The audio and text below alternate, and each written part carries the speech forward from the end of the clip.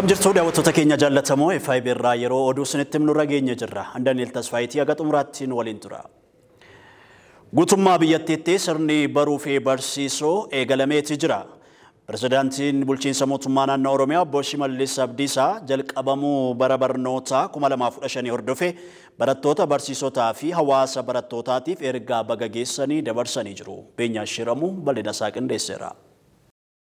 Hojiin baruu fi barsiisuu bara 2015 akka naannoo Oromiyaatti magaalaa Moojjootti guyyaa har'aa sirna ho'aa ta'een eegalchiifamee jira. Sagantaa eegalchiisa hojii baruu fi barsiisuu bara 2015 sadarkaa naannoo Oromiyaatti magaalaa Moojjootti gaggeeffame kanarratti hoogganaa Biiroo Barnoota Oromiyaa Dr. Tolaa Bariisoo, kantiibaa magaalaa Moojjoo Aadde Kadijaa Jamaalii fi maatiin barattootaa argamaniiru. Saganticha irrattis Dr. Tolaan Bariisoon akka jedhanitti bara barnootaa 2015 kanatti sirni barnoota haaraa kan dandeettii barattootaa giddu galeeffate ni eegalamas akka naannoo Oromiyaatti barattoota miiliyoona 11.3 barsiisuuf kan karoorfame ta'uu ibsanii hanga ammaattis barattoonni miiliyoona 8.2 galmaa'anii barnoota kan eegalan ta'us eeraniiru. Barattoonni sababa adda addaan hin galmaa'in hafanis hanga fulbaana 13 bara 2015tti galmaa'uu akka qabanis dhaamaniiru. Barana barattoota miiliyoona 7.5 nyaanni akka dhiyaatu eeruun milkaana sagantichaaf buusaa gonofaa waliin hojjetamaa akka jirus Dr. Tolaa Bariisoon himaniiru. Pirezidaantiin mootummaa naannoo Oromiyaa Obbo Shimallis Abdiisaas jalqabamuu barnoota bara 2015 hordofee barattoota barsiisotaa fi hawaasa barattootaatiif ergaa baga geessanii dabarsanii jiru.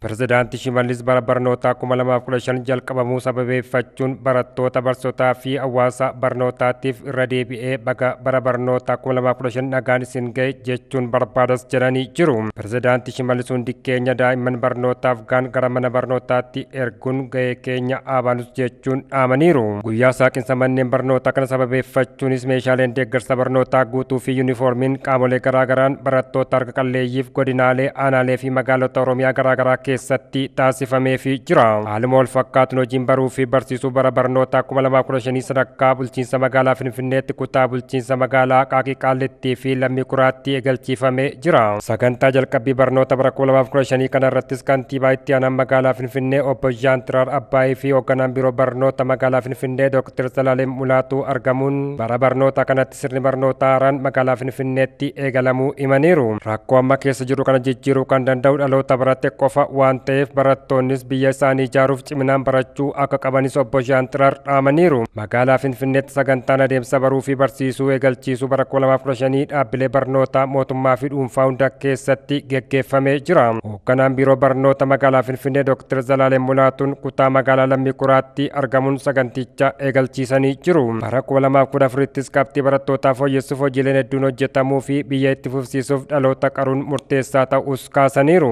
Naannawaa manneen barnootaatti dhiibbaa gochoota adeemsa baruu fi barsiisuu jeeqan kanneen akka manneen dhugaatii ittisuuf bal'inaan kan hojjetamu ta'us Dr. Zalaalem kaasaniiru. Lammiilee naamusa gaarii qaban horachuuf hirmaannaa fi deeggarsi maatii, dhaabbilee barnootaa, barsiisotaa fi qaamolee dhimmamtootaa murteessaa ta'us himaniiru. Barattoonnis biyya isaanii ijaaruuf ciminaan barachuu akka qaban hubachiisuu ragaan waajjira kantiibaa bulchiinsa magaalaa Finfinnee irraa argame ni mul'isa. Daa'imman dirree waraanaatti hiriirsuun gama labsii heera biyyattiinis ta'ee labsiiwwan sadarkaa idil addunyaa irratti kan dhorkame ta'uun ibsame. Sadarkaa idil addunyaatti daa'imman 5 keessaa daa'imni tokko waraana keessatti akka bobbaafamu dhaabbanni Save the Children beeksisee jira. Girmaa Guddeessaa gabaasa dabalataa qaba. Daa'imman dirree waraanaatti hiriirsuun gama labsii heera biyyattiitiinis ta'ee labsiiwwan sadarkaa idil addunyaa irratti kan dhorkamedha. Haa ta'u malee yeroo ammaa kana keessatti wal waraansa kaaba biyyattii keessatti gaggeeffamaa jiru keessatti daa'imman hirmaachaa jiraachuu maddeen oduu biyya keessaa fi alaa gabaasaa turanii jiru. Waraana bara 2013 irraa kaasee humnootiin waraanaa mootummaan shororkeessaa jedhee waamu TPLF fi waraana mootummaa federaalaa gidduutti gaggeeffamaa jiru keessatti daa'imman hirmaachaa jiraachuutu dhagahamaa jira. Kanaan dura humnoonni waraana TPLF maatii tokko keessaa namni tokko dirree waraanaatti kan jedhu waamicha taasisuun isaanii maddeen oduu biyya keessaa gabaasaa turanii jiru. Waraana amma marsaa sadaffaaf baname irratti humnootiin TPLF daa'imman gara dirree waraanaatti bobbaasaa jira jechuun mootummaan federaalaa beeksisee ture. Dabalataanis dhaabbanni koomishinii mirga namummaa Itoophiyaa daa'imman dirree waraanaatti bobbaafamaa jiraachuu ibsuun dhaabbachuu akka qabus ibsa baasuun isaa kan dagatamu miti. Daa'imman waraanatti bobbaasuun akka seera idil addunyaatti dhorkaadha. Akkasumas daa'imman kamiyyuu umriin isaanii hojii kamiifuu hin geenye hojii humna isaaniitiin oli hojjechuu akka hin qabne dhaabbileen mirga daa'immaniif falman ni addeessu. Dhaabbanni Save the Children dhaabbata mirga daa'immaniif falmu yoo ta'u biyyoota Afrikaa hedduu keessatti sababa bartee booda taafaatiin daa'imman irratti miidhaa guddaatu gahaa jira jechuun himama. Heerri Feedrii keewwata 36 irratti akka raggaasifametti daa'imman kamiyyuu hojii humna isaanii qisaasessuu irraa eegamu akka qabanii fi mirgoota hedduu akka qaban keewwatichi lafa kaa'ee jira. Waraana amma gaggeeffamaa jiruun daa'immaniif affeerraa taasisuun seera idil addunyaa kan cabsuu fi qaamoleen siyaasaa gocha kana balaaleffachuu qabu. Heerri Feedrii keewwanni 36 dhimma mirga daa'imman irratti maal jedham? Heerri Feedrii keewwanni 36 akka raggaasisetti daa'immanni kamiyyuu mirga lubbuun jiraachuu qabu. Moggaasaa fi lammummaa argachuu qabu. Maatii isaanii beekuu fi namoota seeraan mirga isaan guddisuu baruu akka qabanii fi kunuunsa argachuu qabu. Hojii humna isaanii qisaasessuu irraa eegumsa argachuu qabu. Barnoota barachuuf mirga guutuu qabu. Akkasumas manneen barnootaa fi bakkeewwan guddisa daa'imman irratti miidhaawwan sukkaneessaa irraa tikfamuu akka qabanii fi mirgoota kan biroof keewwatichi lafa kaa'ee jira. Daa'imman dirree waraanaa irratti hirmaachisuun mirga lubbuun jiraachuu isaanii kan sarbuudha. Heerri Feedrii keewwanni 36 mirga daa'immanii akka eegamu kan tiksu yoo ta'u faallaa kanaan ammoo daa'imman rasaasa qawwee humna isaaniitiin oli baatanii dirree waraanatti argamuun isaanii egeree isaaniitiif yaaddoo guddaa kan qabudha. Daa'immanii fi maanguddoota irratti miidhaan waraanaa irraa akka hin geenye kanaan dura qaamoleen waraana keessatti hirmaachaa turan dirree waraanaa daa'immanii fi maanguddoonni injiratti filachuun waraana isaanii gaggeessaa turuu isaanii seenaan garaagaraa ragaa kan baanidha. Waraana humnoota TPLF fi mootummaa federaalaa gidduutti adeemsifamaa jiruun daa'immanii fi maanguddootatu miidhamaa jira. Biyya kana keessatti kanaan dura umrii malee heerumsiisuun barnoota isaanii irraa adda kutuu nyaata madaalawaa nyaachisuu dhabuu kittaana dubartoota irratti raawwatamu arraba muruu fi kanneen biroo dabalatee hojiiwwan barmaatilee duubatti hafoo ta'anii ammas bakkeewwan garaagaraa keessatti baduu kan hin dandeenye jechuun dhaabbanni mirga daa'immaniif falmu Save the Children kanaan dura himee jira. Akka sadarkaa idil addunyaatti daa'imman 5 keessaa daa'imni tokko waraana keessatti akka bobbaafamu dhaabbanni Save the Children beeksisee jira. dhiyeessii manneen magaalotaa dhibbentaa 64 irraa gara 84tti guddisuuf hojjetamaa jiraachuu ministeerri magaalaa fi bu'uuraalee misoomaa beeksisee jira. Yuunivarsiitiin Hawaasaa, Yuunivarsiitii Afrikaa Kibbaa, Witwatersrand jedhamu waliin qorannoo jireenya dargaggoota, carraa hojii fi manneen jireenyaa ilaalchisuun geggeesse ifoomsee jira.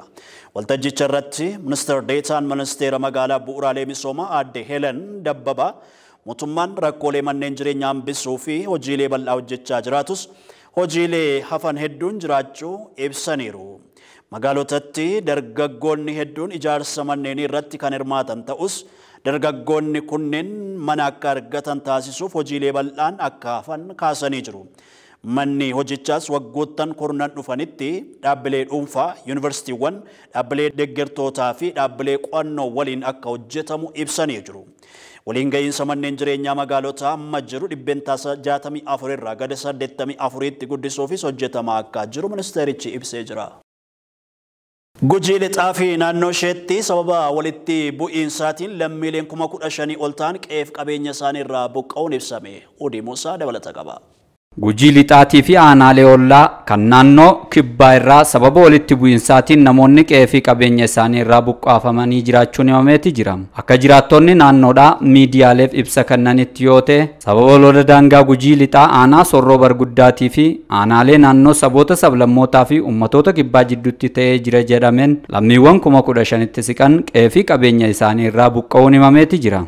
Sababni buqqaaneefi walitti bu'iinsa naannoo deebuubiitiin kan jiru sababa sanii kaanee buqqaanee nafichaa qotannulleerraa kaane ardaa mana qara keessa jirrulleerraa kaane akkasi amma kun naannoo caafii kun biyyootti dabalee namoota akkas fagaataneerani nulli amma kana adde jirrurraa kaane amma gara bokossaa bitta gara uyyuuddoo jedhanu akkasi baanee achi jirram hage buqqaane haga bultii 31 fidne amma 32 qaxxaamurii isaa fi gara bultii 60 bulii isaa fi yoo guddatte buluma 6-7 akkas qabna. Lammiiwwan sababa rakkoo naannoo daangatti uumameen qe'ee isaanii irraa buqqaafaman kunniinis ammoo mooraa qubsumaa tayyeroof keessa qubatanii jiran keessattis haala jireenyaa akkaan rakkisaa ta'e keessa akka jiran himaniiti jiru. akkitti jiraannuyyuu hin jiru akkuma waaqa jiraachuu jirra malee haalli nyaataa hin jiru.